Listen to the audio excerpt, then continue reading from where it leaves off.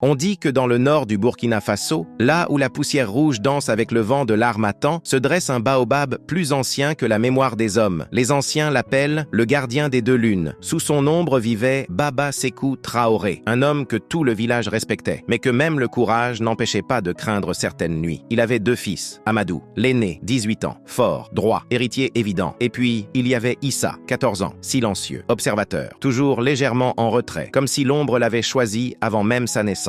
Chaque saison des récoltes, Baba Sékou revenait du marché avec des présents. Un pagne neuf pour Amadou, un bracelet gravé, un couteau marqué des symboles des ancêtres. Issa, lui, restait les mains vides. Il ne protestait pas. Mais ses yeux posaient des questions que personne ne voulait entendre. Autour du feu, les femmes murmuraient « Pourquoi le cadet ne reçoit-il jamais rien ?» Chut! Certains silences protègent plus que les paroles. Issa voyait tout. Les entraînements secrets derrière la case sacrée. Les gestes transmis uniquement à Amadou. La main de son père posée sur l'épaule de l'aîné, jamais sur la sienne. Un soir, au crépuscule, il trouva le courage. « Père, ai-je fait quelque chose de mal ?» Le silence tomba, lourd. Baba Sékou posa la main sur l'épaule d'Amadou. Chaque chose à sa place. Ce n'était pas de la colère dans ses yeux, c'était de la peur. Puis la lune changea. Elle devint rouge. Rouge comme la nuit où Issa était né. Une nuit où les chiens avaient hurlé. Une nuit que les anciens n'aimait pas évoquer. Issa se réveilla en sursaut. Le sol vibrait sous sa natte. Dehors, le baobab semblait respirer. Il sortit. La poussière tournoyait. Les racines massives de l'arbre semblaient vivantes. Au loin, son père était là, seul, face au baobab, les mains levées vers le ciel rouge. Pas lui, pas encore. Issa sentit son cœur se serrer. Pourquoi son père suppliait-il pour l'éloigner de quelque chose ou pour le protéger? Le vent se leva brusquement. Les feuilles frémirent. Et dans le souffle de la nuit, une voix claire résonna derrière lui. L'enfant de la lune rouge